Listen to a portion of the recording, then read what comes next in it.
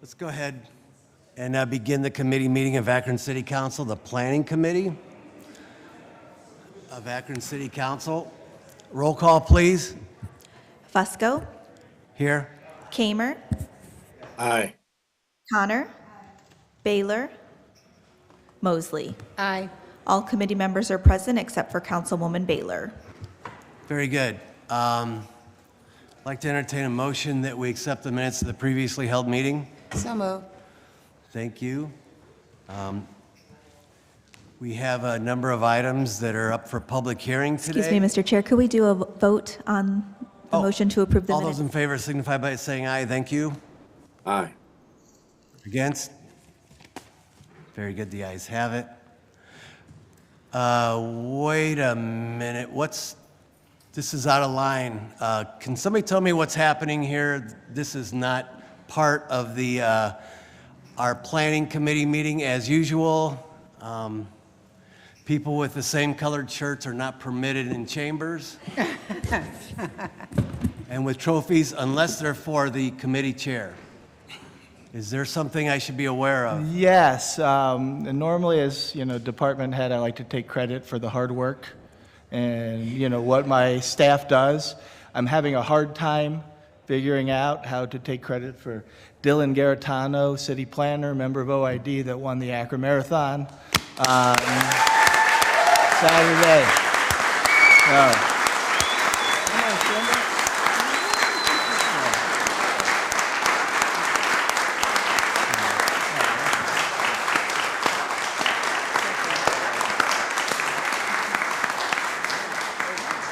So we're extremely proud, and we have some people here from the marathon that actually have the official cup. I don't know if that's something to show around, pass around. Okay. Very cool. And also, Dylan's also a St. V guy, which is always good. Another Go one Irish. Nothing Another wrong one with is that. Mayor Horrigan, who would That's like right. to say a few words. Nothing wrong with that. I would imagine that you are. First of all, congratulations again. I won't read the resolution because I'll make that part of what you guys do, but there's an immense amount of pride, not only within the city of Akron, but right here in the planning department. We've known his family forever. His dad still cuts my hair of whatever's left and does an excellent job, but to see him come across the finish line, and I have a unique perspective in being part of the bike escort crew and have been doing it for years and always see Dylan up there. And when I saw him on Garmin, and then he was ahead, and then he kept getting further ahead, and then that swing down Market Street, to see him running and crossing the finish line, the joy and jubilation in your face, it's captured in that great, wonderful picture from the Beacon Journal, and I couldn't be more proud of you and your family. So congratulations again. And if you can come up here for 1 second, Ann Batong. She has got, and the marathon crew have a number of things for you, but I wanted to make sure they got a chance to come up and say a couple words. Thank you.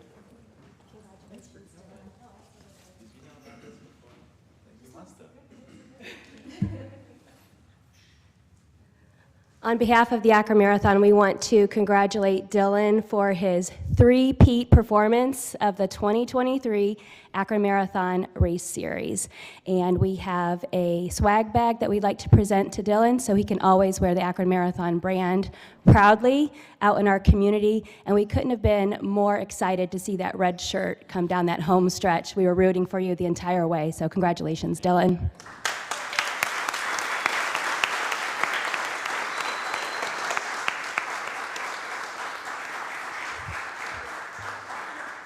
And then I just want to say I would be remiss if I didn't thank the city of Akron, for everyone in this room, the mayor, for the continued support of our events. So thank you so much. Thank you. Thank you for all your hard work and your staff as well. It's a great partnership. Thank you. Thank you. Would you like to say something? Well, everybody, I mean, I wasn't expecting this at all, and this is really not why I run.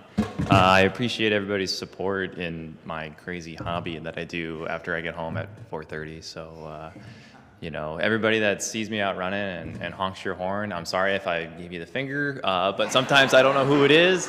But I know that a lot of you guys do say, hey, I saw you yesterday or whatever, and I really do appreciate that. And I'm just glad to work in a place that supports an event that actually is what inspires me to continue running. So thank you guys. Thank you.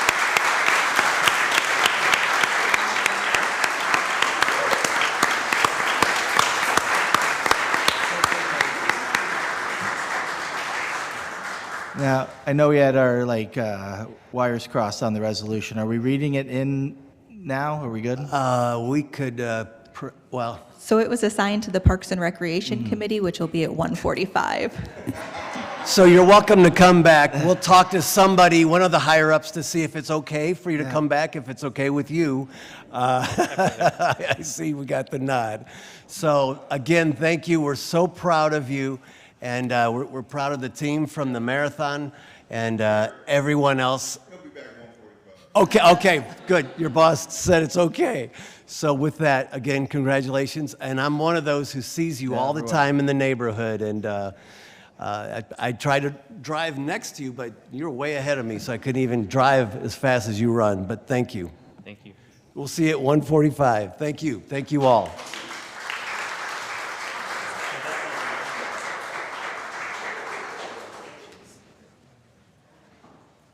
Okay, with that, we will, I assume we're okay to begin the public hearing process.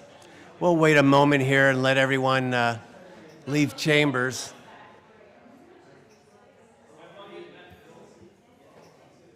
Thank you all.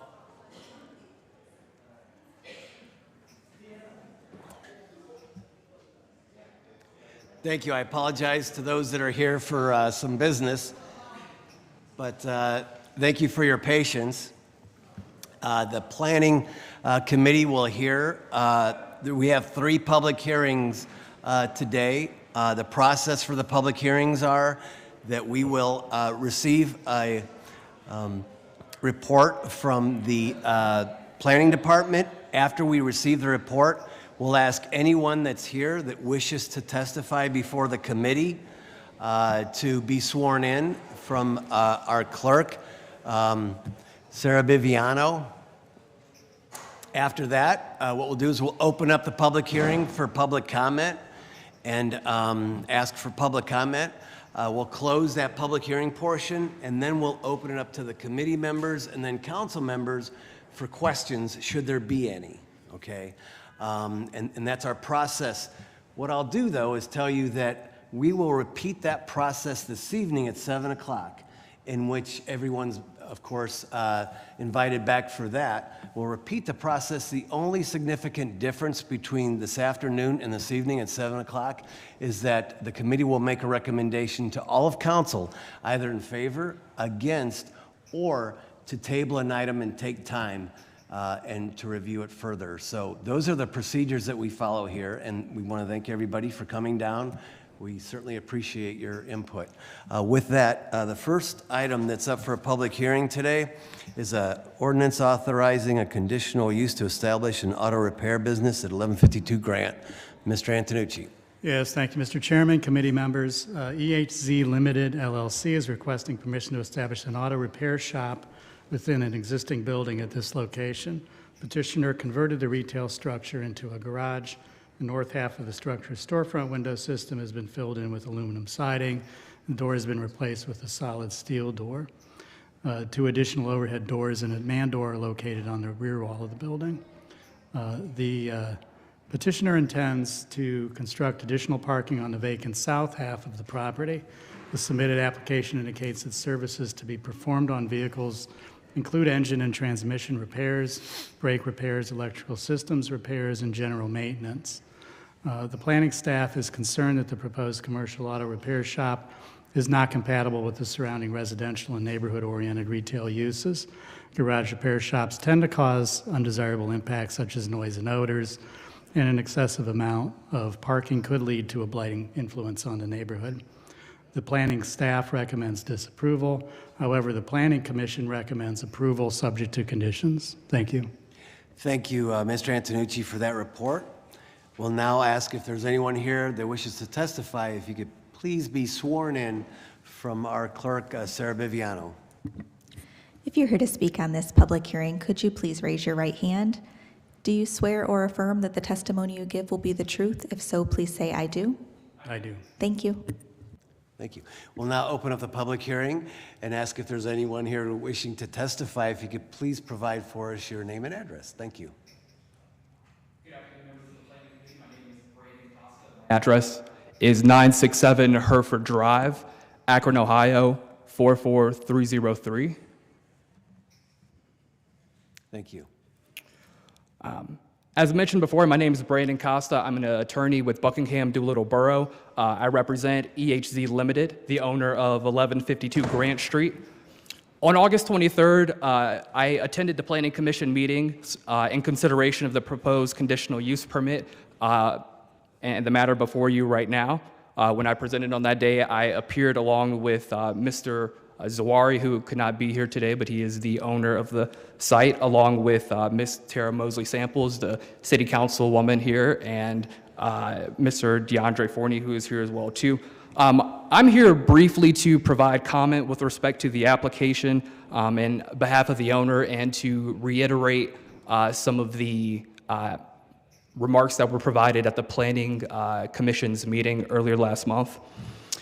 It is our position that this proposed project will and it has already produced improved impacts for the surrounding neighborhood as well as benefits for the property itself too.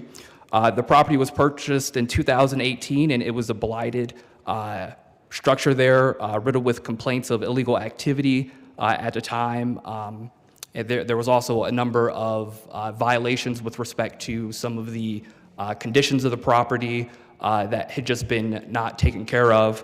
Since the property has been acquired by Mrs. Zawar and EHC Limited, the property has already been improved quite considerably. As Mr. Antonucci remarked, the structure has been updated and modernized as well too. Additional lighting has been added, and as well as we've worked together with the city since 2021 in order to address some of the concerns and work and be a partner with the city to try to ensure that this project is going to be beneficial to all parties involved. In doing so, we have incorporated the city's recommendations, including the installation of solid fencing to create a buffer between the adjacent residents. We've also agreed to limit the amount of vehicles that will be on site at any time, which we believe will significantly address any concerns with respect to the accumulation of vehicles and how that could, I guess, create undesirable effects. We've also agreed to incorporating landscaping buffers that meet the city's standards, as well as having striping and completely resurfacing the garage and resurfacing the parking area. We've also added and submitted letters of recommendation to the file. I believe we had about 5 residents locally who submitted letters of their support, just saying how much they appreciate the fact that this property is being put to a use that is going to be productive, and that Mr. Zawari is attentively attending to just this property in itself and some of the activity that it has attracted in the past. I also want to highlight the fact that Mr. Zawari, the owner of this property, is committed to this neighborhood. He's been in business in the area for 30 plus years. He owns an additional 3 properties that are literally within a block radius of this proposed site. The reason Mr. Zawari is not with us now is because he owns and operates the drive-through that's directly down the street. He is there doing that as we speak. As well as Mr. Zawari is, the proposed site location is directly adjacent to Mr. Zawari's brother, who is supportive of this project too. So all around, we've worked pretty hard to ensure that the insights, the thoughts, and respects of the neighbors in the surrounding area have been given consideration. We've also worked hard to give consideration and to react, I guess, wisely to some of the concerns that the city has.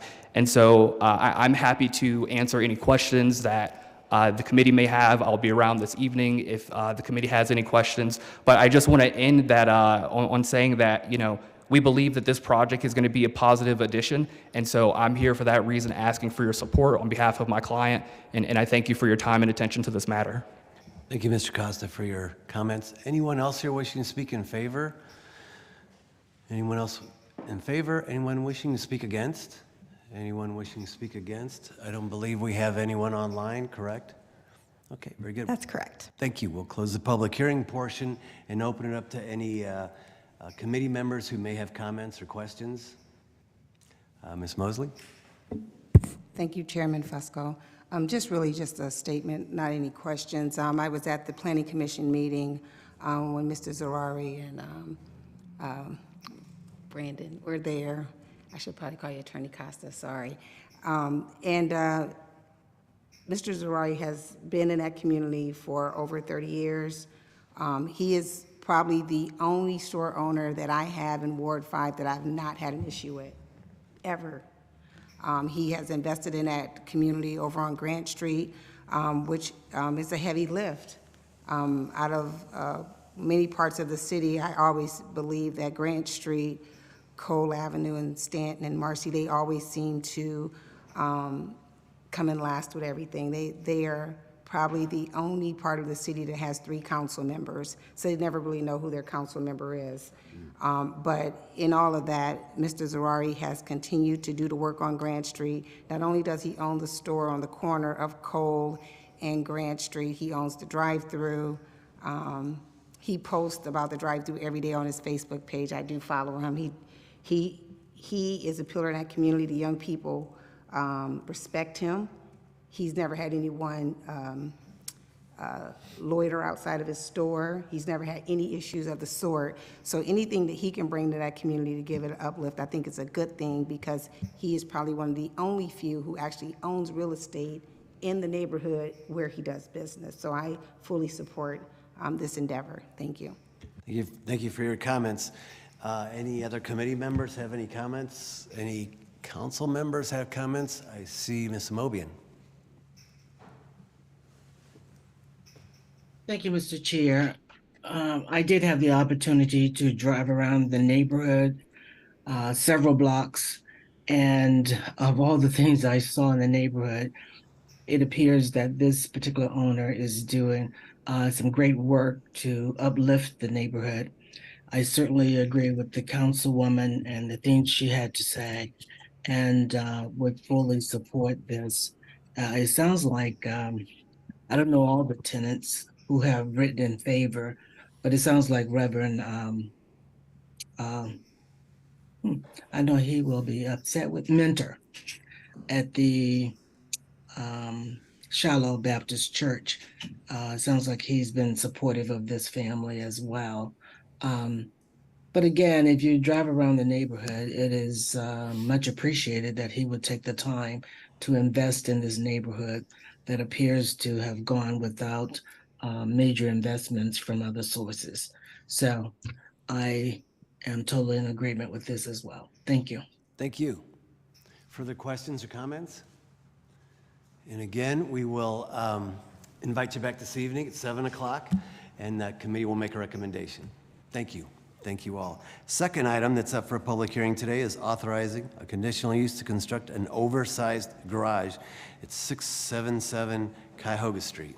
Mr. Antonucci. Thank you, Mr. Chairman, committee members. Jeremy Yoakum is seeking approval to construct an accessory structure in the rear yard of this residential property. The proposed garage would measure 32 feet in width, 60 feet in length for 1,920 square feet and to a height of 24 feet. The proposed one-story garage would be situated over 160 feet back from the front property line and a required minimum 5 feet from the south side property line. The petitioner states that the accessory structure will be used for parking their personal vehicles, storage, and as a home workshop. Noise will be minimal, and the structure will not be used for activities that create odors. Construction of an oversized garage should not have a negative impact on the neighborhood, nor on this large 1.8-acre lot. Instead, it will be a solution to provide for personal storage of vehicles and will add value to the property and neighborhood without imposing on neighbors. and the planning staff and planning commission recommend approval subject to conditions. Thank you for your comments. At this time, I'd like to ask if there's anyone wishing to testify before the committee to please stand and be sworn in from Sarah Viviano, our clerk of council. Could you please raise your right hand? Do you swear or affirm that the testimony you give will be the truth? If so, please say, "I do." I do. Thank you. Thank you. We'll now open up the public hearing and ask if you'd like to testify. Please provide for us your name and address. Thank you. Yeah, my name is Jeremy Yoakum. The address is 677 Cuyahoga Street, 44310. I'm the resident at the property we're talking about. Yeah, just seeking approval for building that oversized garage on my property. I don't have a whole lot to say. I really would like to do it. My wife and I are we're excited about the community. We like North Hill. We want to stay there, but we also would like to have that space to be able to pursue, hobbies and just extra storage on our property. We kind of only have one residential neighbor, and I've talked to him about it, and he's all for it. Thanks. If you got any questions, let me know. Thank you. Yeah. Thank you for coming down this afternoon. Appreciate it. Anyone else wishing to speak in favor or against this item? 677 Cuyahoga Street. Anyone else? Okay, hearing none, we'll close up the public hearing portion of this. Open up to any committee members who may have questions or comments. Seeing none, I do know the ward council person, Mr. Lombardo, would like to make a comment. Thank you, Mr. Chair. Yeah, definitely visited Jeremy's residence, and all he's really trying to do is improve his property, which improves the neighborhood. I know, like he said, there's only one neighbor on the side, but he's put a lot of money into his house, and this will just add to it. So definitely all in favor for this, and hopefully my colleagues will join me. Thank you. Thank you, Mr. Lombardo, for your comments. Anyone else? Any comments or questions? Seeing or hearing none, we'll now move on to 3, which is ordinance authorizing. I'd like to invite you back this evening at 7 o'clock. We'll make a recommendation then. Thank you. The next item is authorizing a conditional use to place an oversized pole sign at 725 South Canton. Mr. Antonucci. Thank you, Mr. Chairman, committee members. Dairy Queen is requesting to install an oversized pole sign with an electronic message center on the lower portion. The proposed freestanding pole sign would contain a total of 45.6 square feet of area. The existing top static portion of the sign, which displays the Dairy Queen logo, would measure 6 feet 6 inches by 4 feet 3 inches for an area of 27.6 square feet. The bottom electronic message center portion would have an active area that measures 3 feet by 6 feet for an area of 18 square feet. The bottom of the EMC sign would be 10 feet from grade to meet code requirements. The overall square footage being requested, which is 45.6 square feet, is consistent with adjacent building signage along this section of Canton Road. In addition, were the building facing the street with its wider northern and southern facing walls, this sign would not require conditional use approval. Provided the EMC does not flash or scroll and remain static for a period of at least 8 seconds before changing messages, the requested signage would not be out of character along this heavily traveled South Canton Road business corridor and would help the petitioner better identify and promote the business. Both planning staff and planning commission recommend approval. Thank you for your comments. Now, I'd like to ask anyone who's here who may wish to testify before the committee, please be sworn in from Sarah Biviano, our clerk of council. Could you please raise your right hand? Do you swear or affirm that the testimony you give will be the truth? If so, please say, "I do." I do. Thank you. Thank you. We'll now open up the public hearing portion of this and ask that anyone who wishes to speak before the committee, if you could please provide for us your name and address. Sure. Albert Haddad, Ellett Sign Company, 3041 East Waterloo Road, Akron, 44312. Very good, thank you. Yep. My name is Carl Werther. My home address is 4861 June Avenue in Stowe, Ohio, 44224. Thank you. Proceed. Sure, thank you. I think, thanks, Mike, for summarizing the project. Essentially, the sign is a minimum of a branded sign that you'll see a lot of the Dairy Queens have, the logo and the message board for advertising purposes. At 45 square feet, we're just at a size where the sign is effective and useful. Had the building been oriented the other way, the sign could have been 2, maybe even 3 times larger than what it is. But to also support the request, I personally had gone through 12 of the other adjacent businesses in that immediate area. On average, you have about 57 square feet of signage there, ranging from a high of like 104 to a low of 12. So there's a kind of a broad spectrum, but the sign is not oversized with respect to its surrounding area. It's a very busy business type area, and we felt that the sign was appropriate. I think that's reflected in that review from the planning department. That's really all I have for you. Thank you for your comments. Sure. Anything further? Nope, that's about it. Thank you. Thank you. Is there anyone else here wishing to speak before the committee? If you could please provide for us your name and address. Welcome. Thank you. Sorry, I ran the marathon over the weekend, so I'm still a little hoarse from all of that. That was very nice earlier, too, by the way. Rhiannon Stevenson. I live at 618 Stetler in Akron, 44312. I live directly behind the Dairy Queen property. Prior, when I've been in the house for about 17 years, so there was the dance studio and then there was the doctor's office next door, which were both taken down and the new building is there. The biggest concern that I've had, and I attended the zoning committee meeting several weeks back, based on how my house is situated, the side of the property where they're planning to put the sign is on the south side of their property. And I have a 2-story house, which my bedroom is on the upper floor, and already just with the parking lot lights that have been installed, even at 9:30 at night, my bedroom's lit up like a circus. They recently also just put some neon lighting along the top of the building, which wraps around the back, which is also very prominent in my the back of my house. So I am concerned with the placement of this sign because even regardless of how tall it's going to be, regardless of what other things are put at the back of the property, it will be viewable from my bedroom likely. And understand that it's going to face north and south. I'm nervous about the north side of the sign, especially if it's going to be flashing, it's going to have neon, and this property is already impacting my property, in my opinion. So, thank you. Thank you for your comments. Is there anyone else here wishing to speak in favor or against the proposal on Canton Road, 725 South Canton? Okay, thank you. I see no one. With that, of course, invite everybody back this evening. Sir, I saw your hand up. Would you like to make a comment? Just an additional comment. At the Planning Commission meeting, I had the opportunity to speak with a young lady and shared that with Carl, the owner, immediately afterwards.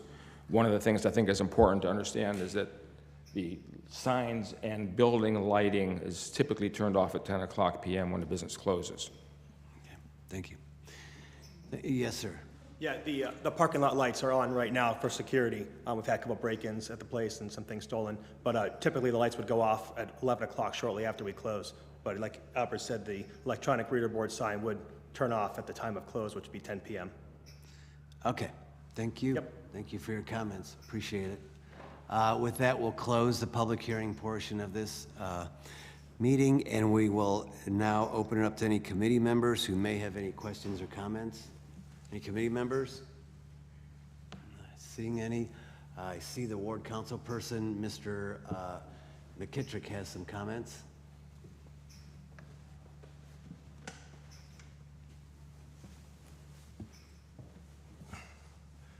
Thanks, Mr. Chair. Yeah, I did get to see some photographs from Ms. Stevenson's back of her house she submitted and showed to me. And I kind of share her concerns with this because there is quite a bit of light that is emitted now from the parking lot lights that I see. And I feel that the signage will add to those problems. And I'm kind of curious as to once the drive-throughs in operation, what kind of lights are going to be coming through as the cars come through the parking lot and shine toward the back. That I'm very familiar with that area. And she knows I drive through the ward constantly looking at things. And I think that a volume of traffic, the other light, is going to add a lot of light issues to that neighborhood in the backside, especially specifically where her house is. Thank you. Thank you for your comments. Mr. Lombardo? Thank you, Mr. Chair. Just wanted to be clear, the sign will be shut off at 10 o'clock, but the parking lot lights will still be on for like another hour, like 11? Right, okay. And how long have you been there, if I can ask? I just want to know the hours, or not the hours. Excuse me, could I ask you to come to a microphone so that those joining online can hear you? Thank you. The Dairy Queen has been there for how long? You built that? Yeah, we're in the process of building it now, yes. Oh, okay. All right, okay. Get that. All right, thank you. Thank you. Further questions or comments? Ms. Holland? Thank you, Chairman Fusco. Follow-up question to Councilman Lombardo's questions. I'm interested in the hours of operation and also at what point the drive-through closes down, sort of following up on the ward councilman's questions. What I'm getting at is, as I understand it, this is a new operation at that location. Before it was a dance studio and something else, and that sounds to me like all traffic and lights and so forth are over comparatively early. So if I could get an idea of the hours of operation and specifically that drive-through. A lot of lights coming through there. Thank you. Yes, our hours of operation would be 10 a.m. to 10 p.m. every day. Perhaps in the winter months, if it's slower, we might close down at 9:30, but typically we run 10 to 10. Very good. Thank you. Yep. Thank you. Ms. Mosley?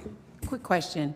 So, Ms. Stevens mentioned that there's lighting on the top of the building that's already illuminating that's on. Will that shut off as well when the other lights shut off? Yes, we can program that to shut off at night at close as well, but right now we just have everything on. The whole building's kind of lit up at this point for security purposes. Okay, all right, thank you. Thank you. Further questions or comments? Of course, we'll invite you back this evening at 7 o'clock, and we will repeat the public hearing portion, and then the committee will make a recommendation either in favor, against, or to table an item and take time. Very good. Thank you. I believe that's it for this particular hearing. Thank you again for coming down today. Appreciate your participation. With that, going to recommend time on the regular agenda short of 20, I believe, which is, I believe we have a substitute. Is that correct, Ms. Viviano? Could you please read that in? Correct. Substitute offered as an amendment. This is item number 3 under new legislation. Ordinance authorizing a conditional use to establish a restaurant at 1221 to 1225 West Market Street and declaring an emergency. Thank you for that. Trying to see where it's at on. It's number 3, I believe, correct? On our new list of legislation. Do you have any comments? We had worked, this is the conditional use in which we had a public hearing on May 1st, I believe. And after a number of meetings on this particular item, believe we've worked things out in terms of the concerns that has been levied by the committee, by the neighborhood, I should say. I don't know if you had any comments or not, Ms. Holland. This is your area, Ward 1. Thank you so much, Chairman Fusco, and thank you for all of your assistance in this matter. So this has been a long and winding road, but I think it is a good example of how when we work together and we listen to each other and we come together, it is possible to get to an acceptable conclusion and compromise. 1221 and 1225 are probably better known in the community as Twin Oaks Estate, which for decades was primarily used as commercial office space. It's positioned at the corner of West Market Street and Twin Oaks Drive, which literally is at the very edge, right at the line between Wards 1 and Ward 8. The proposed conditional use is for an upscale limited seating restaurant with limited numbers of overnight accommodations upstairs. The property itself is beautiful. It is an historic property that was originally home to one of Akron's founding rubber families. So where we've been and where we are now, in a nutshell, originally the proposal was for the restaurant and limited overnight upstairs accommodations, plus a microbrewery in the adjacent carriage house. After much meeting, discussion, deliberation, and negotiation, the owner and developer have consented to withdraw the request for approval of the microbrewery operation in the carriage house. There have also been other negotiated conditions which are included in the amended proposed ordinance, which include such items as syncing up outdoor amplified noise, if you will, or amplified sound to correspond with Akron's municipal noise ordinance. In other words, amplified outdoor noise will end at 9 p.m., that there will be other arrangements made with regard to exterior plantings and sensitivity to light, so as to acknowledge that there are nearby residences that will be affected by this. There are also conditions present with regard to egress and ingress to this property. There's ample parking space on the property. There is also built into this a condition that calls for traffic engineering to explore a return to, and this will probably be great news for all of West Akron, a left-hand turn lane coming from Twin Oaks to permit an eastbound turn from Twin Oaks onto West Market Street and the Angels Sing. Now, there are a couple of other details within the proposed ordinance. This proposed new ordinance has been shared with all interested parties. This is compromise, this is progress, and I believe that it is a recommended move. Thank you. Thank you, and thank you for all your hard work on this. I know there's a series of meetings that had occurred with the community, with the developers, with the community and the developers.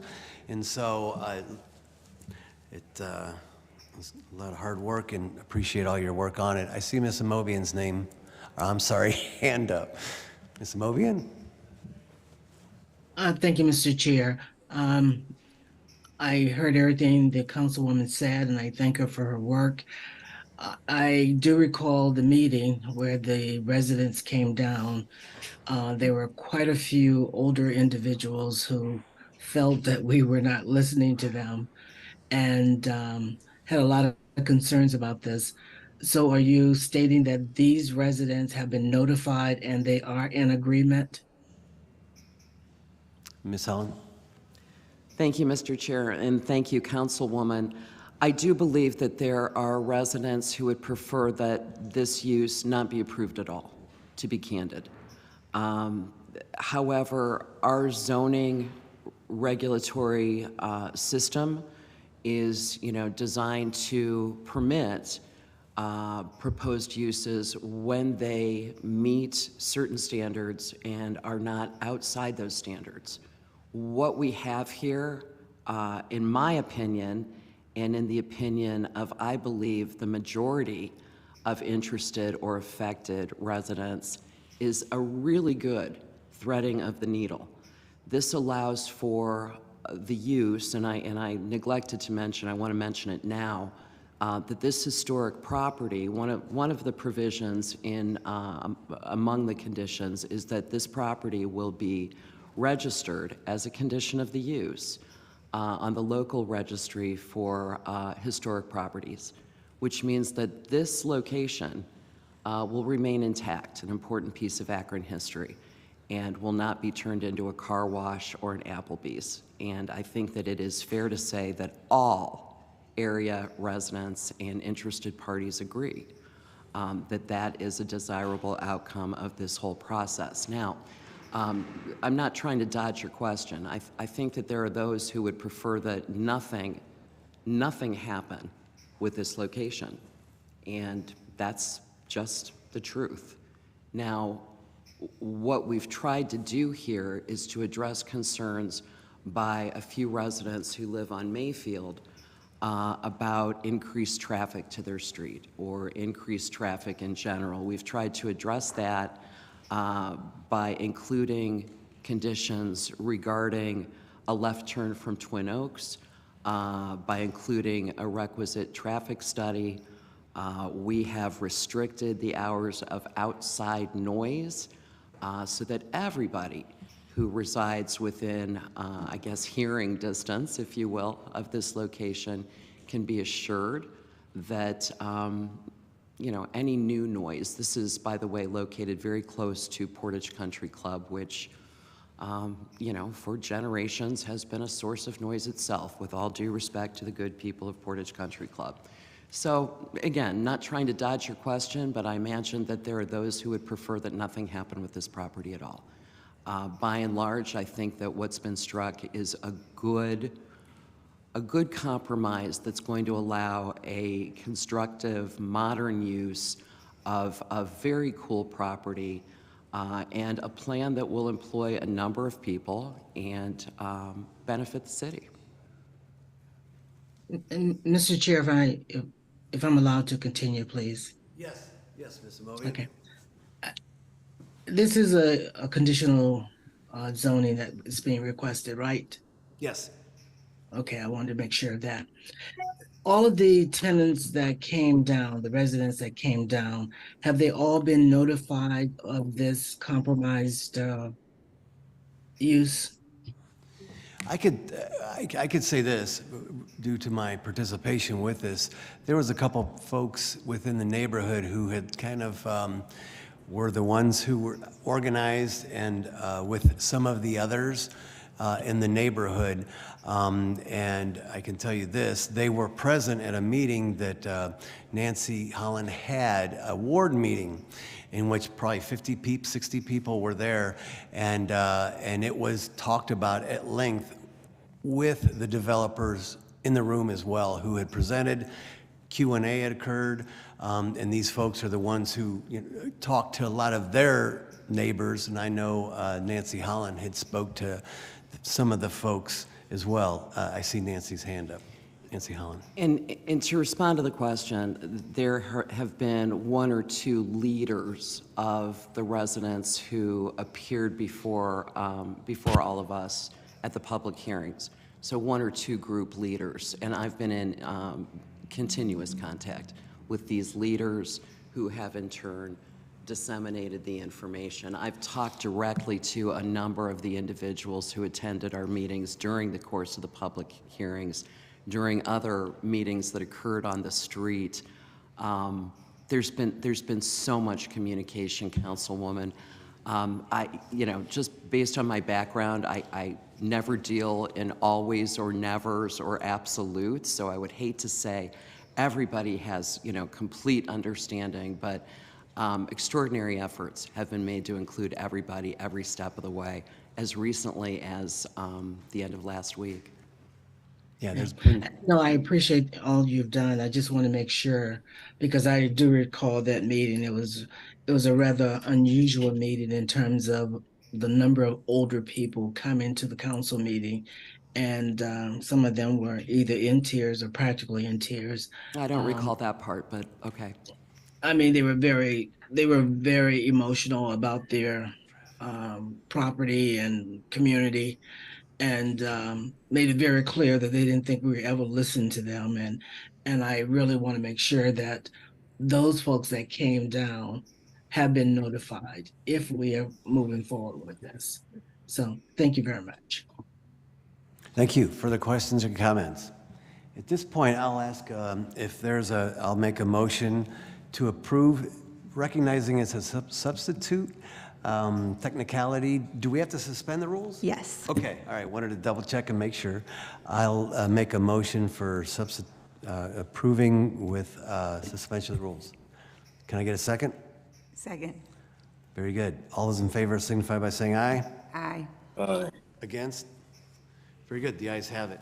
We'll report that out this evening. Now if we could digress back to, that was item 20. If we could move to item 17, we do have a substitute that's in. May need a little help from Mr. Antonucci in terms of reviewing some of the new the changes, but If you could please read in the substitute on item number 17, Ms. Viviano. Sure. This is substitute offered as an amendment. It'll be item 6A in your new legislation. If you're not seeing it yet, it's because it's still being uploaded. This is an ordinance authorizing a conditional use to establish an apartment use at 133 Merriman Road and declaring an emergency. Yes, thank you. There's been some adjustments here. Mr. Antonucci, if you could. Yes, so yes, several of the adjustments that were made on this basically is adding a lot of the standard conditions that we have in terms of performance bond requirement. There's a requirement to have an 8-foot high fence along the east property line, which abuts the residence on Weber Avenue, neighboring to the east.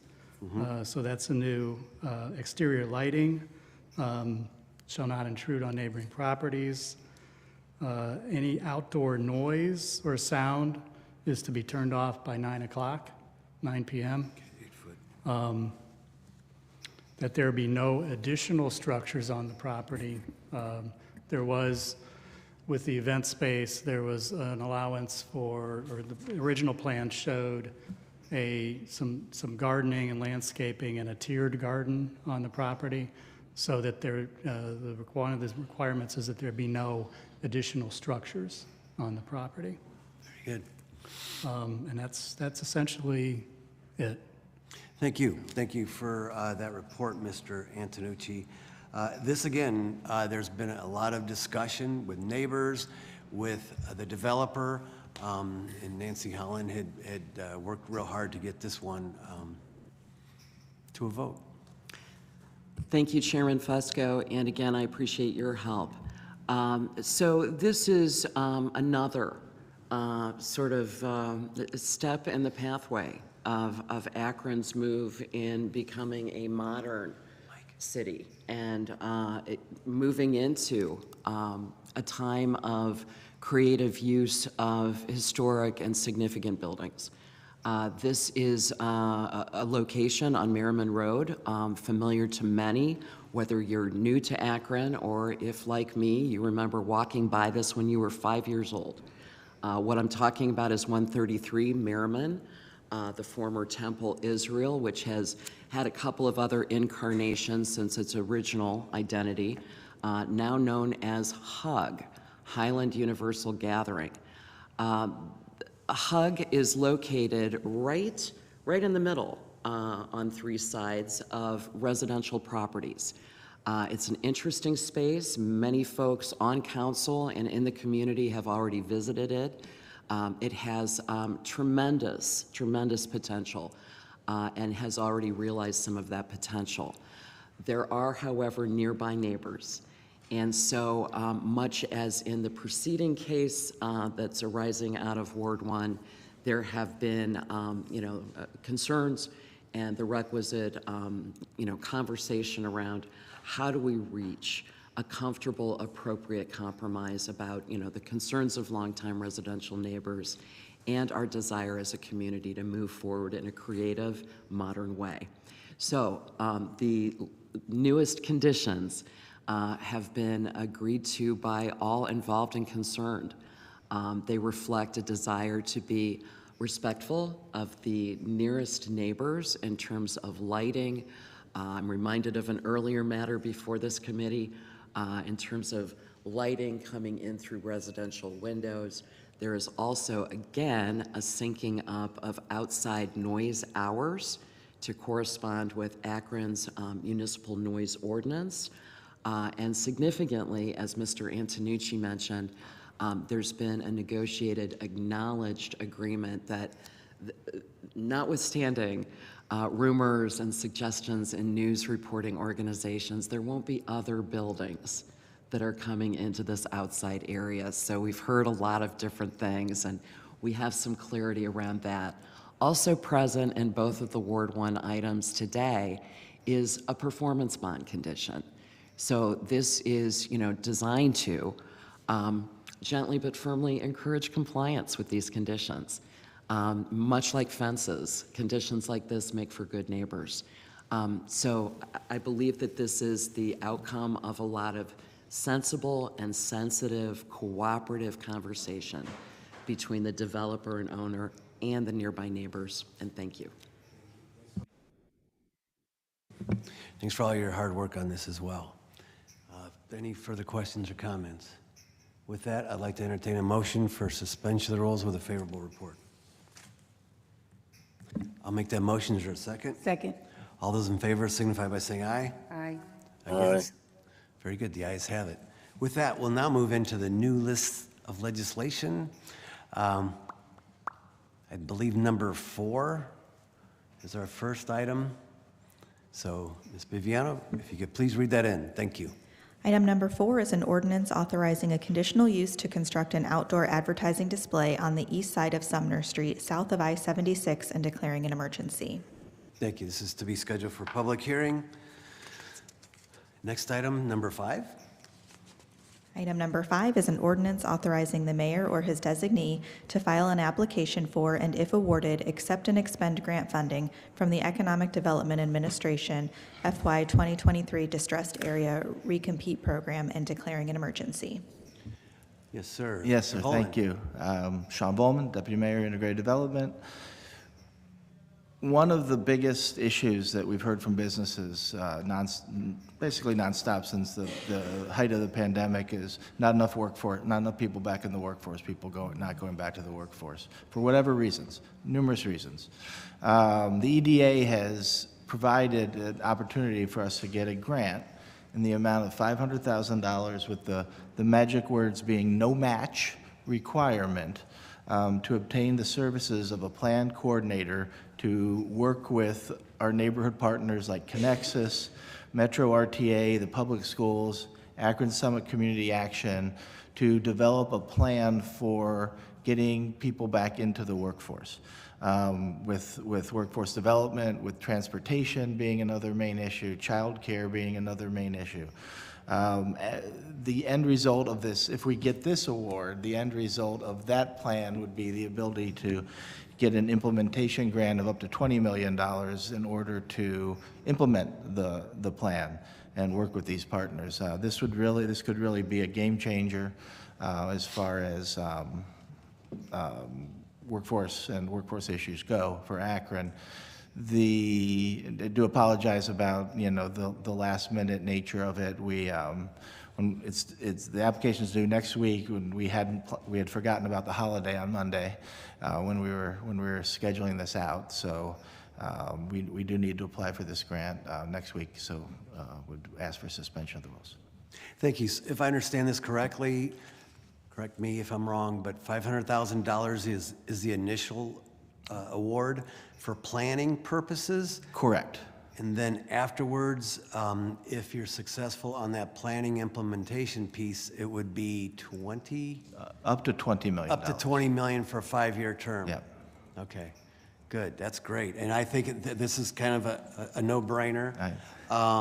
This is a grant application, but recognizing so many folks have this child care is oftentimes costs more than one's income.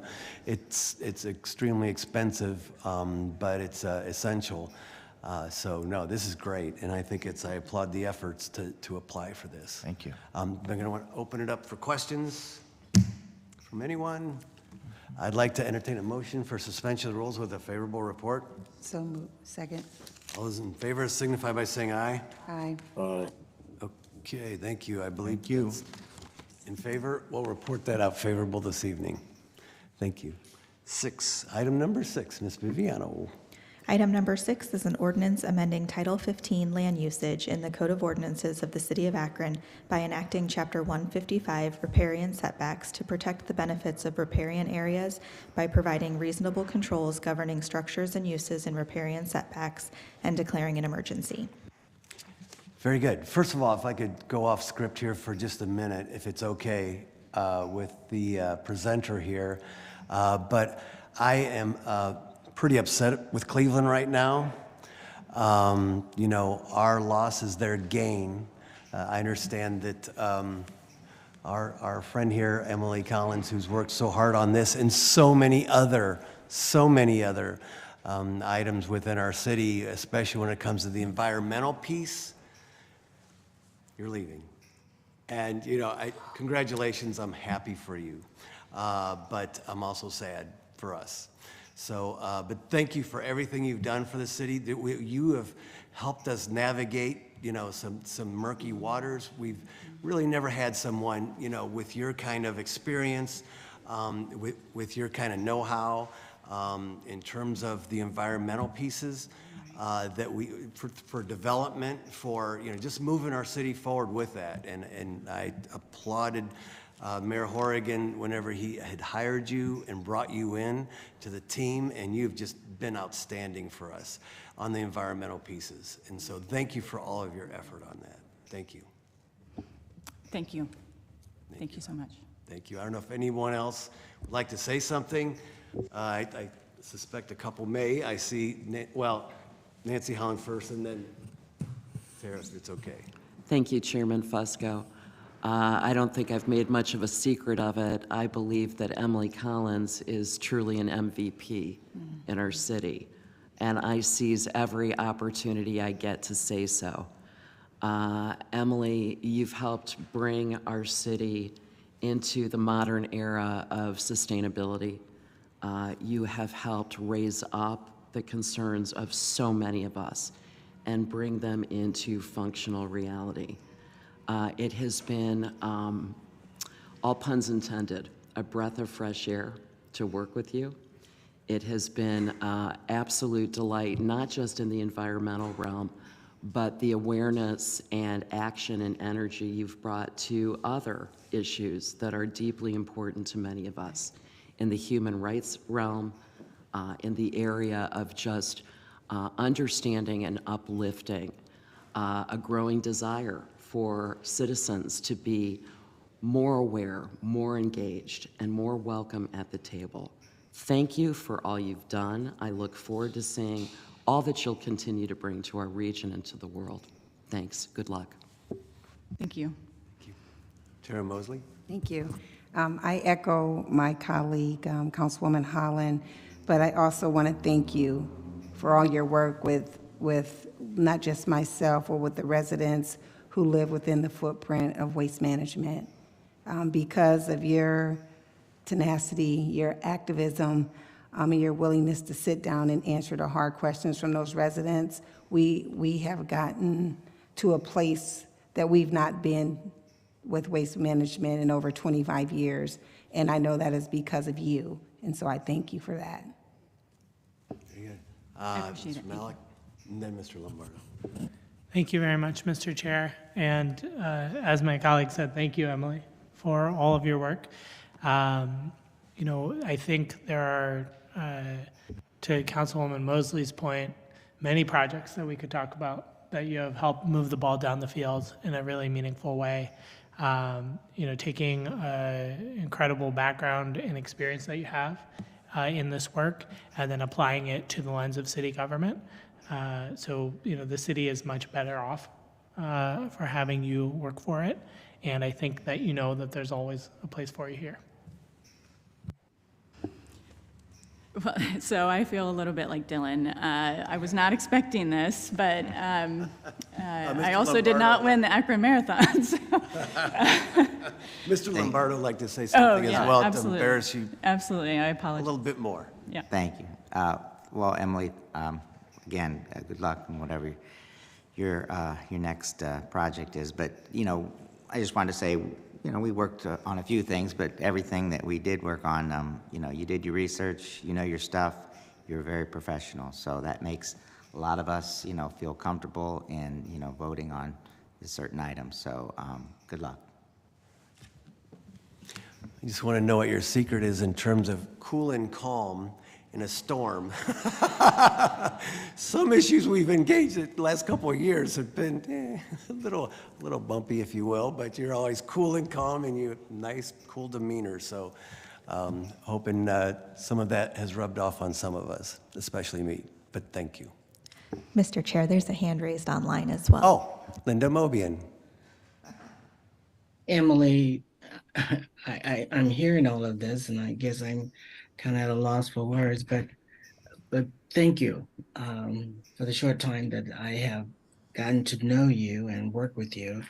I have definitely seen you out there, particularly with the White Pond group, and you were there in the midst of it and answering questions and just being available to people.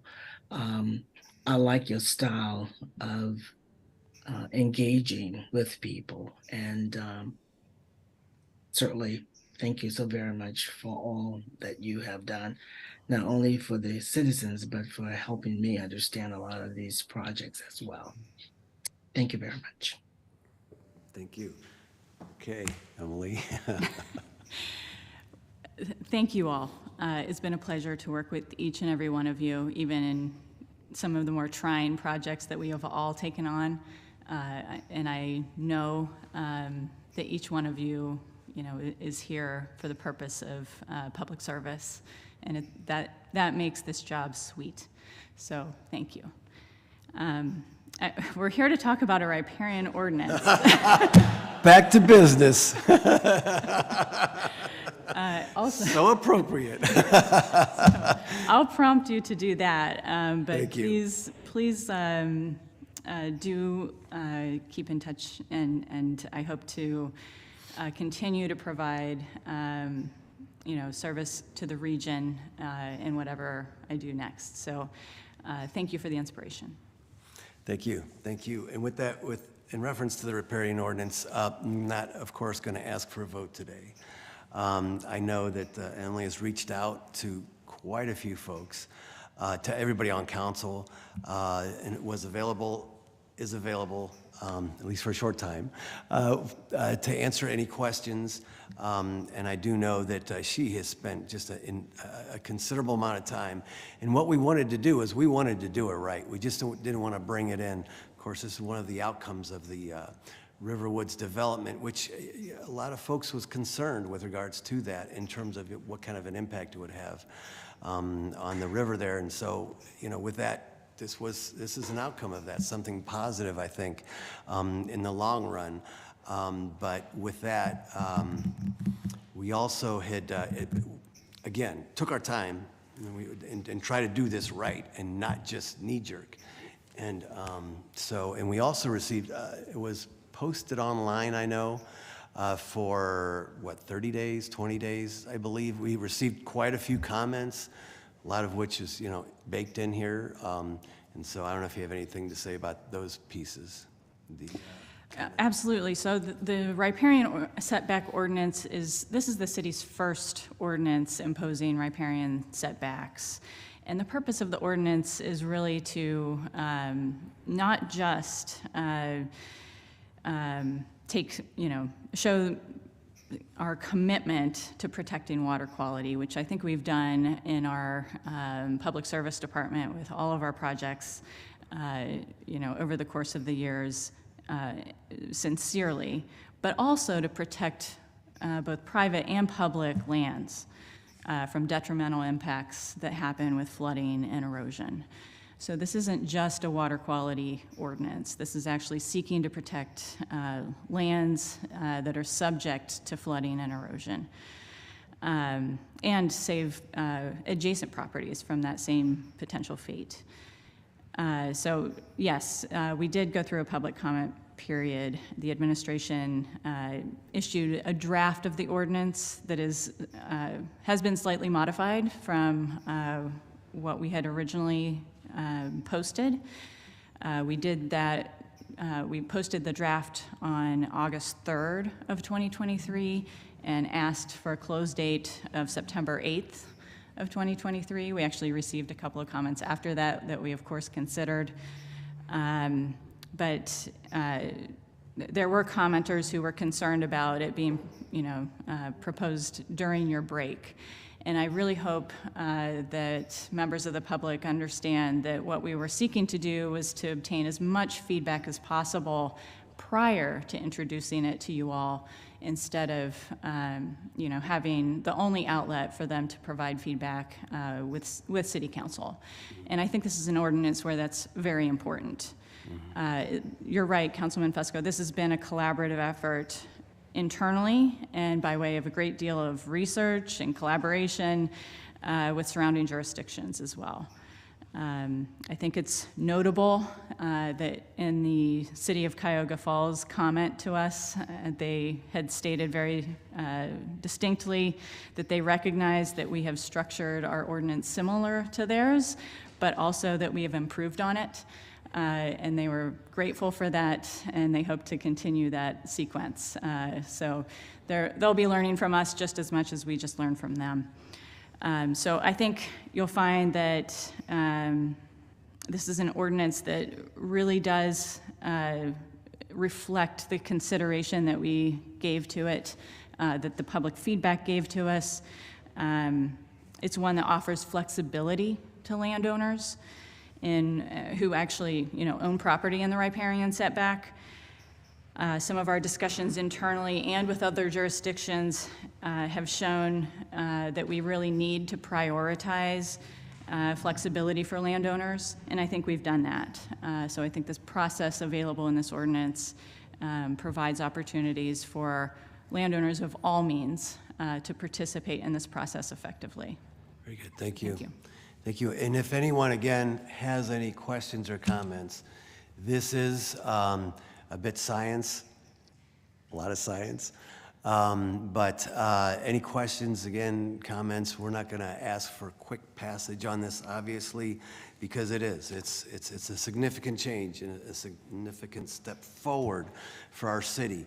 And I'd like to thank Mayor Horrigan and everyone who's participated, because I know there's been a lot of input from a lot of places and a lot of discussions, lots of discussions, both in meetings with people from outside City Hall, but within as well. So thank you. I'm going to ask for time on this. Nancy Holland. Thank you, Chairman Fusco. I just wanted to let everyone know that Ms. Collins very helpfully put together a compilation of the public comment related questions and concerns, along with researched and well-considered responses. And all of that will be uploaded and included on the council website and as part of the legislative spotlight information that goes out to citizens who are signed up to receive that. So that's coming. If it's not already there, it will happen within the next 24 hours. Mm-hmm. Thank you. Thank you. Mr. Malik? Thank you, Mr. Chair. Here it is, one of the projects I was mentioning, you bringing down the field. But I also want to point out and thank you, Mr. Chair, for your work in this too. I think this is a good example of how we can move forward, with longstanding issues. I've heard people talk about riparian setbacks for a number of years since before I was on council, and having the opportunity to provide input before this comes to council is a really helpful tool. It's not the only tool, but it is a really helpful one. And I guess, I think that this is, it's a very solid step. I know there were some comments about the importance of enforcement and kind of the implementation of it. I thought that the GIS map that was provided was also really helpful as a tool. I guess the one question that I had, Ms. Collins, is you mentioned that there were some revisions from the draft. So can you kind of describe that? Absolutely. So there were a number of revisions just to definitions and some clarifying comments, especially from the Chagrin River Watershed Association, that pinpointed some areas where we could be more clear in definitions. But I think the biggest change, the most significant change, I should say, is one that really thinks through wetlands.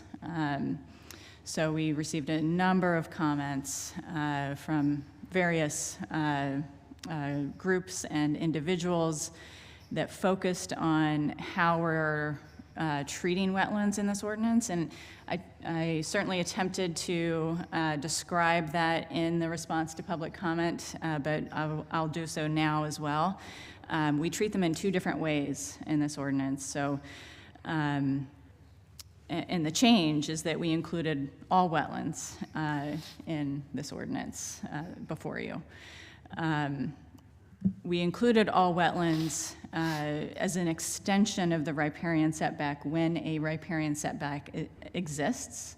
So it's not that riparian setbacks would apply to every single wetland that exists in the city, but when those wetlands are part of a setback that exists for a flowing waterway, the setback then extends to the edge of the delineated wetland with a limited development buffer. So I think that's an important thing to note, and this is a balance that we have struck, just to be clear with you. And I think it's an important balance for local governments especially to not go too far in pushing on wetlands so that we are triggering landowners and developers to then decide to fill wetlands instead of imposing them to setbacks. So that's the balance that we tried to strike. You'll also note that there is a second way that we treated wetlands in this ordinance, and that's for what you should think of as the most high-quality wetlands, Category 3 wetlands. If those exist outside of a traditional riparian setback, those receive protections by this ordinance.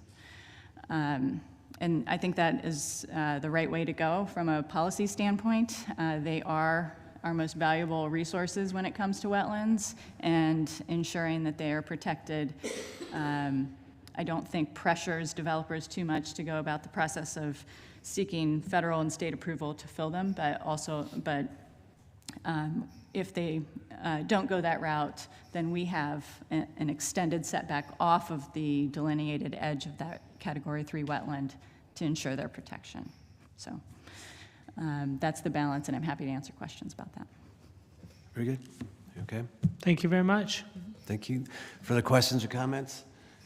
Okay, hearing none, I would like to get a recommendation to refer this item. Motion to refer. Is there a second? I'll second. All those in favor signify by saying aye. Aye. Against? Thank you. The ayes have it. Ms. Viviano, thank you again, Emily, for all your work on this. Our next committee today will be the Parks and Recreation Committee. Those committee members are Lombardo, Mosley, Malik, Neal, and Connor. We'll give everyone a few moments here to get into their seats.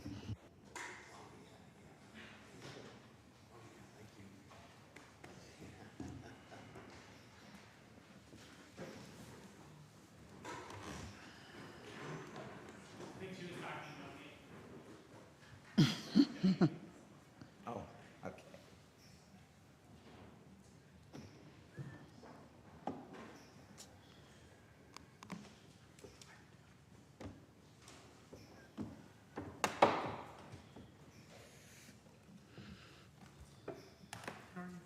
Good, how are you?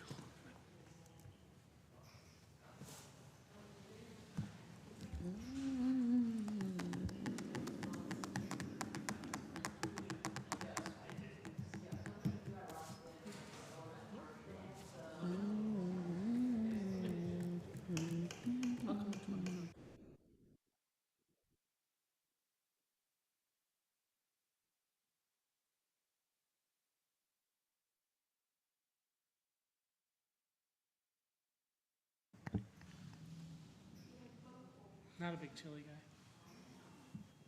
How are you, Tara? I'm good. How are you? Good. I was looking at that Canadian Yep. youth violence. Okay. Okay, we'll begin the Parks and Recreation Committee. Those committee members again are Lombardo, Mosley, Malik, Neal, and Connor. We do have all committee members present whenever you're ready, Mr. Chair.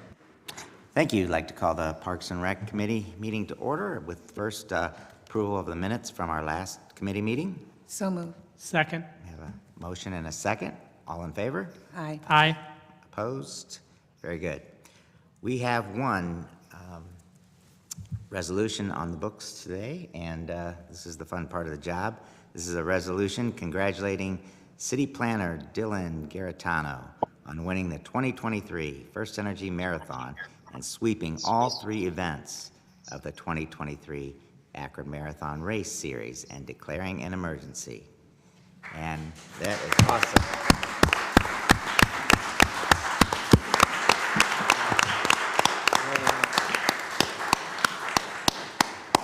Very good.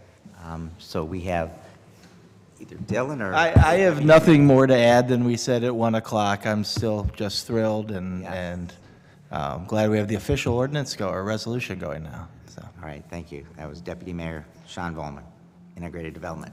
Dylan. Thank you, everybody. I really appreciate it. Shamus, I hope to see you out there next year, maybe. I cannot beat you. Maybe an e-bike, right? Did we have the resolution? I thought the mayor was coming back with the resolution. Maybe that's tonight.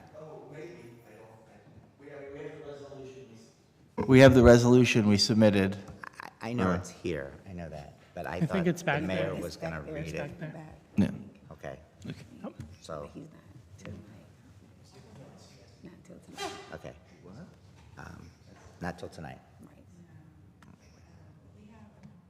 Yeah, we have submitted the resolutions. Yes, I know. I thought the mayor wanted to read it. That's all it was. Oh, I can read a few okay. bars if you'd like. Or Dylan, I didn't want to interrupt you. No, that's all. Okay. What high school did you go to again? St. Vincent, St. Mary. Oh, yeah. I like saying that. So anyhow, yeah, part of the resolution, let me just read a few things if I can.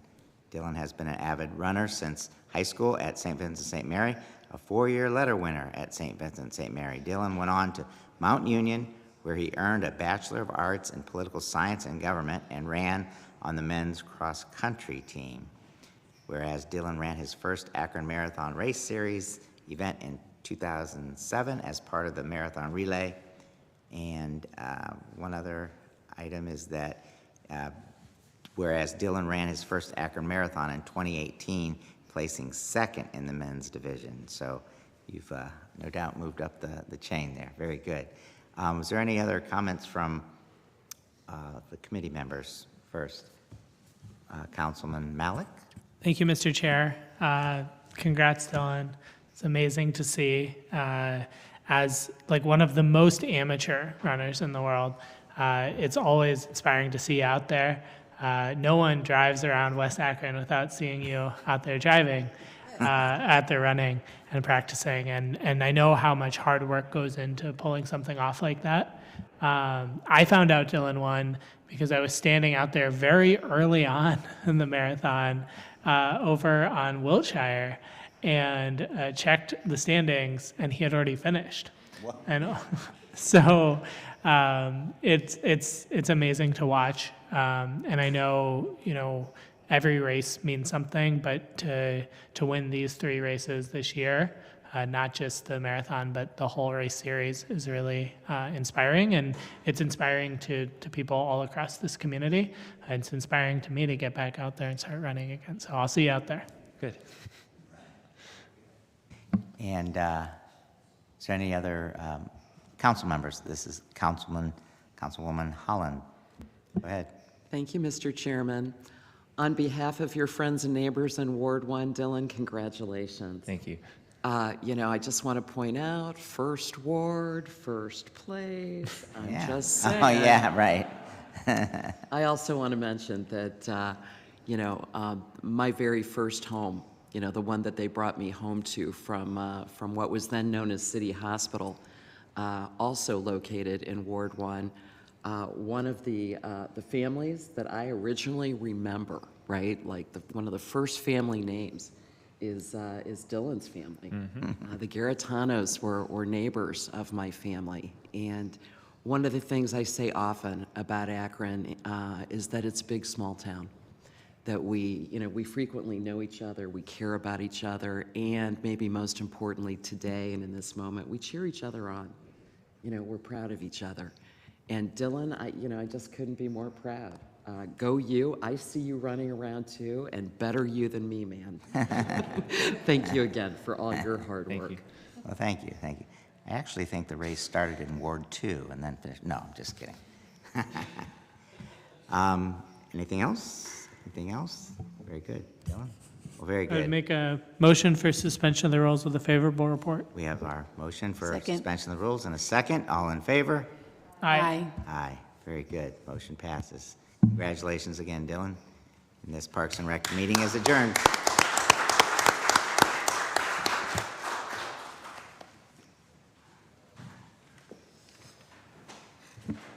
Our next committee today will be the Public Safety Committee. Those committee members are Kamer, Mosley, Lombardo, Malik, and McKittrick. If we can give everyone just a few minutes here. Thank you.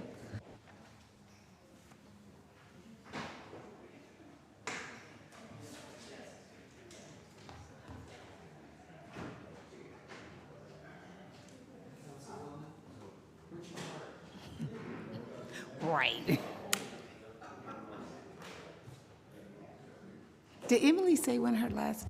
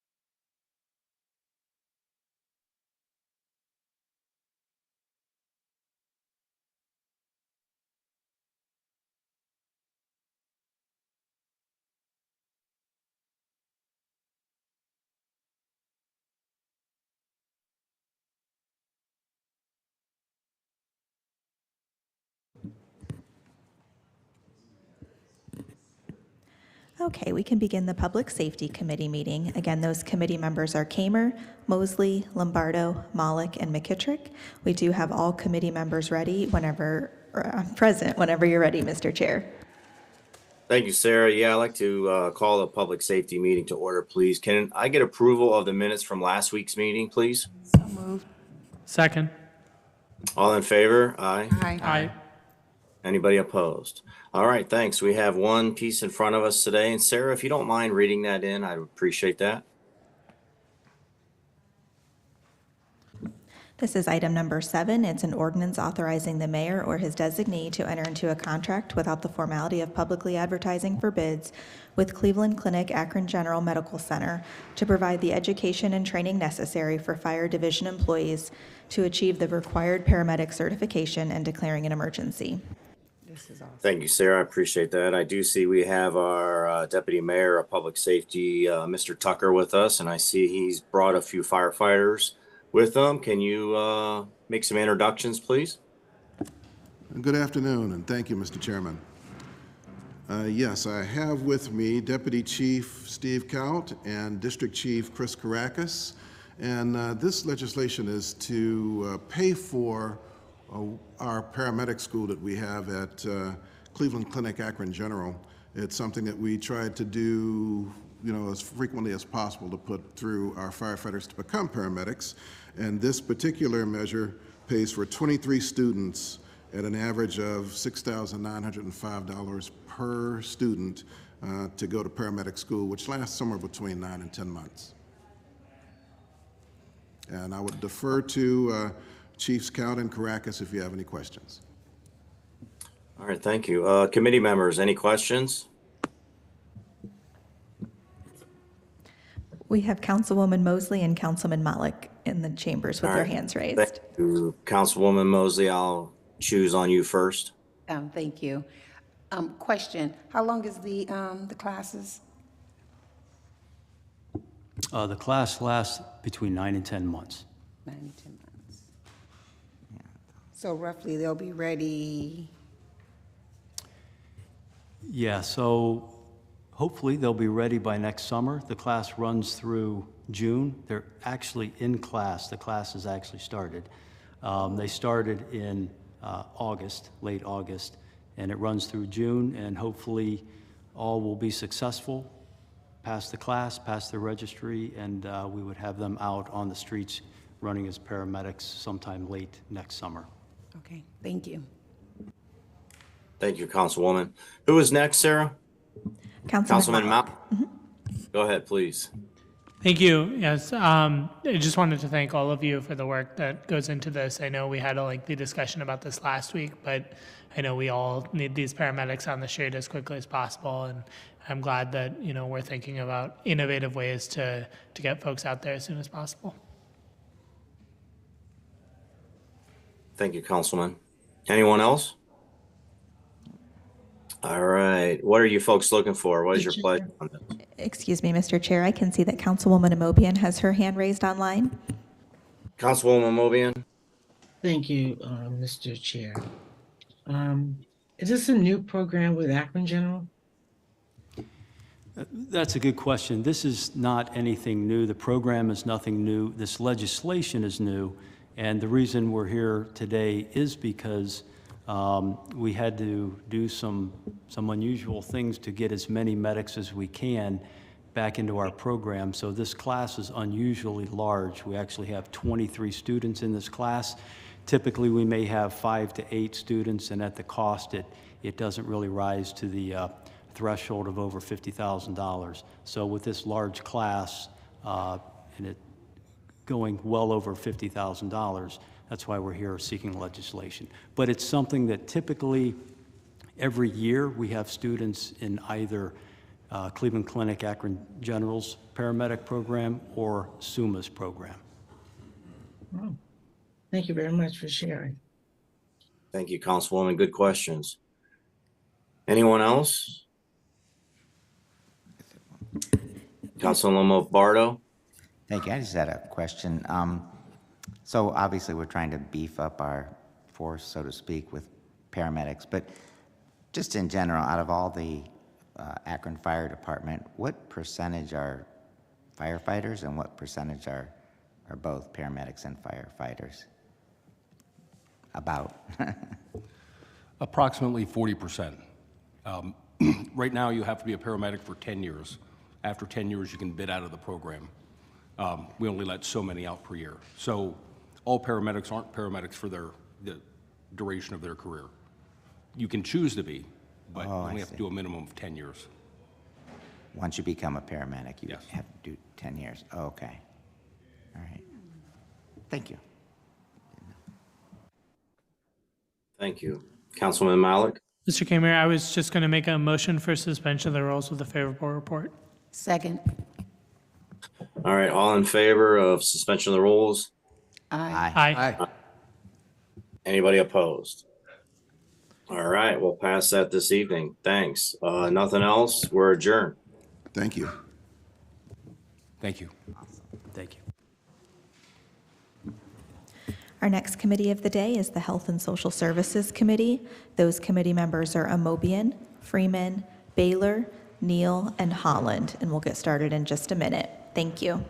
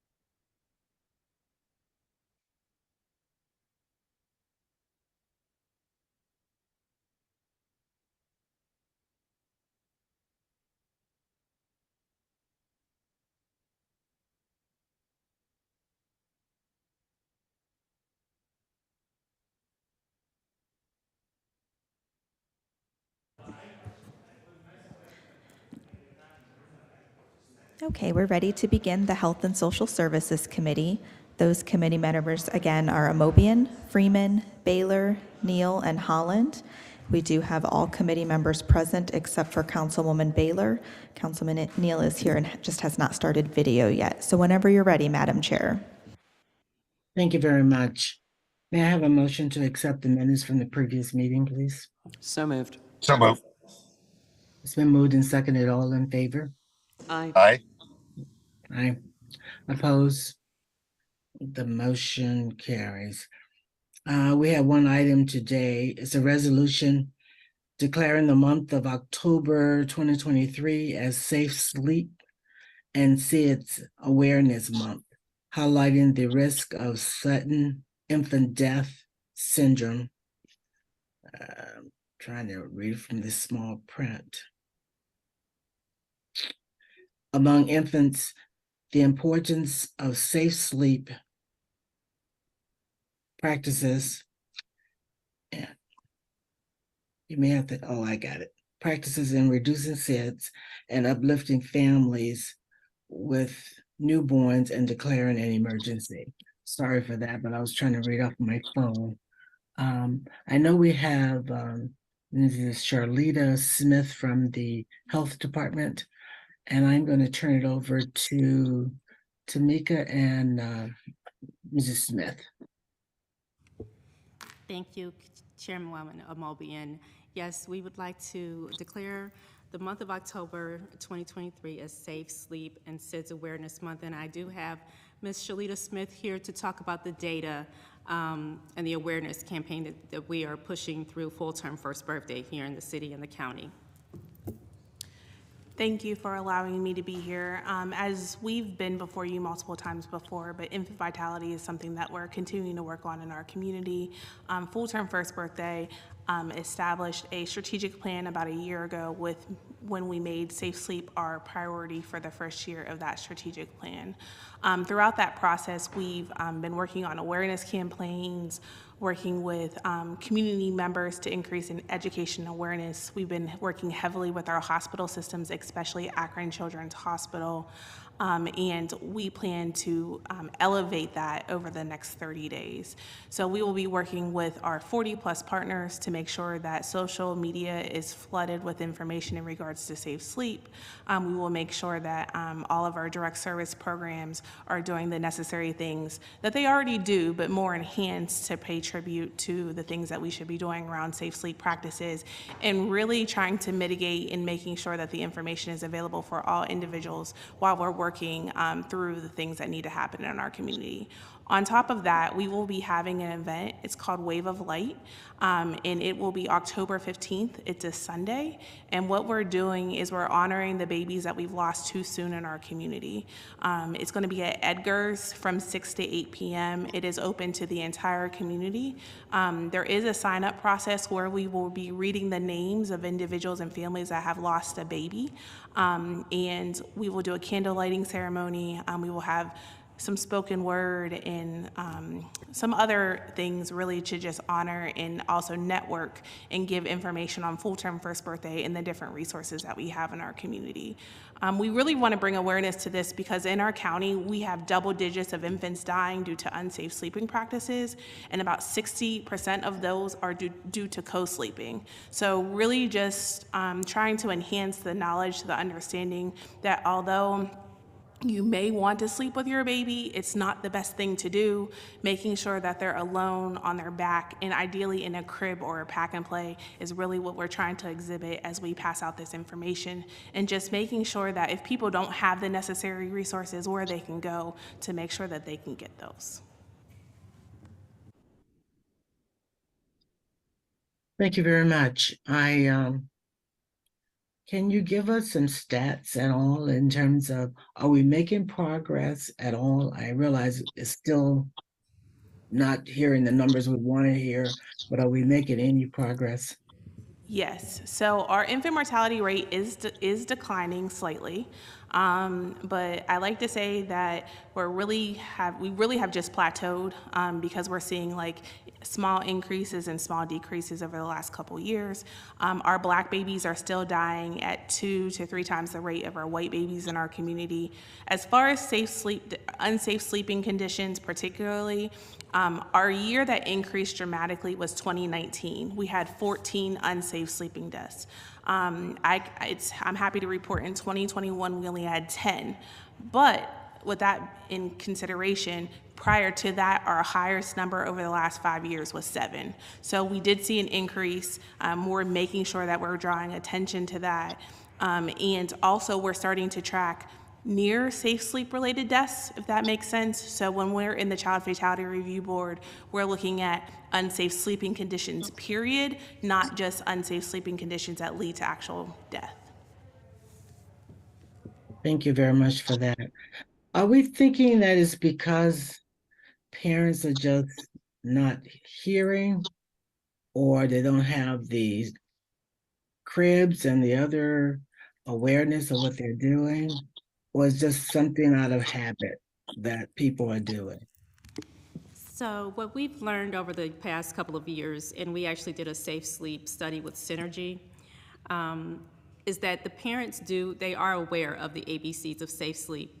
They just are sometimes so tired and they fall asleep with their baby while they're breastfeeding, or it is not really the mother. That's what we find out in Child Fatality Review Board, is that it is with a grandparent, a sibling, or a father that sleeps with the baby or puts the baby on a couch. The mother is very well aware of the education, and so we're trying to disseminate that information among other family members to practice safe sleep when they are watching the infant. And Councilwoman, if I may, Gert Wilms, Chief of Staff, one of our requests here is that you help us, everybody here that has a social media outlet, share that information, because it may be a new childcare provider, or or in my parents' case, maybe you haven't had a kid around in a while, and reminding you the safety of that child has to be paramount to make sure they're safe when they're sleeping. So anything this body could do to help us get that information out through your campaign accounts, through your personal accounts, share, share, share. Thank you very much for that. Are there any other questions or comments from committee members? Yes, Madam Chair. Councilwoman Holland has her hand raised here in chambers. Please, Councilwoman Holland. Thank you, Madam Chair. Ms. Smith and Ms. Rose, thank you both. I appreciate the work you do around these issues so much. I think it's worth noting, and to follow up on what Ms. Wilms just said, that one of the 3 elements of the ABC campaign has actually changed in a generation. And so the point is really a good one. My own children, who are now adults, came up at a time when actually the back element of the ABCs was different. And had it not been for a really good information campaign that was going on 30 years ago in Washington, D.C., where my 3 children were born, and had it not been for a member of my family who had been trained in infant and child CPR, I might be here to tell you a very, very sad story. We have a lot that we need to do in terms of informing each other, and not in a scoldy way or a judgy way. And now that I'm a grandmother, I'm going to sort of seize that standing to say, it's okay to tell Nana that the recommendation has changed. It's okay. So no longer do we place children on their bellies to sleep. And that was the wisdom of my parenting years, probably yours as well. I see Councilman Lombardo shaking his head yes. So that's changed in a single generation. When we know better, we do better. But to the point that was just made, if we all tell our friends and family members, literally lives can be saved. Thank you again for all you do, and thank you for bringing this important message here today. Are there any other comments or questions? Yes, Madam Chair. Councilman Malik has his hand raised here. Okay. Is there, I didn't see any other committee member. Okay. Thank you, Madam Chair. Ms. Smith, thanks for the work you're doing on this. Thank you to all three of you, but Ms. Smith, could you repeat the information about the event on Sunday? Absolutely. It's October 15th. It's at Edgar's Restaurant, which is at Good Park? From Yes. 6 to 8 p.m. We do have a flyer, so we will send that out. We also ask you to share that flyer on your social media platforms, as well as the registration link. It is open to the entire community. We want this to be a celebration of life in honor of the babies that we've lost too soon in our community. Thank you so much. So that's not this Sunday, but next Sunday? Yes, next Sunday. All right, thank you. Did I see your hand up, Councilwoman Mosley? Yes, thank you, Chairman Omobian. Are you all partnered with Akron Children's Hospital with their program? Yeah, I think that we as council should probably use our networks to push that out a little more, because there's a lot of young moms who have no clue about this program. And there's a lot of them that don't have cribs. So I think we should probably maybe reach out to them and do something on our end to really push this narrative out there. So, Do Council. we still have free cribs in the county? Yes, we do still give out cribs in the county. We give them out through Akron Children's Hospital and all of surrounding. They have a partner, so they have a Safe Sleep network that they work with, and that's all of the hospitals are involved in that. And we do. They also created a new program called the Army of Moms, and so we can share some of that information with all of you as well. Right, I'd appreciate that. And then also, even doing a push to grandparents, especially young grandparents who will sleep in the bed with their baby, with their grandchildren. I don't do that, but there's a lot of them that do. And I think maybe even reaching into that network, because there's so many younger grandparents now. And if you hear of anyone that does not have access to a crib, please just call me or Shalita. Oh, I We will. can get that to, we can. Okay, thank you. That is, resources are not a problem. We can get the. Okay, get that to. thanks. Very good, nice to hear. Are there any other comments or questions? Seeing none, may I have a motion to accept the resolution, the favorable report and suspension of the rules, please? So moved. May I have a second? Second. It's been moved and seconded. All in favor? Aye. Aye. Aye. Oppose? Seeing none and hearing none, the motion passes, the resolution passes, and we are adjourned. Our next committee today is the Budget and Finance Committee, and it will begin at 3 o'clock. Those committee members are Freeman, Amobian, Malik, Baylor, and Lombardo. Again, that's the Budget and Finance Committee, and it will begin at 3 o'clock. Thank you.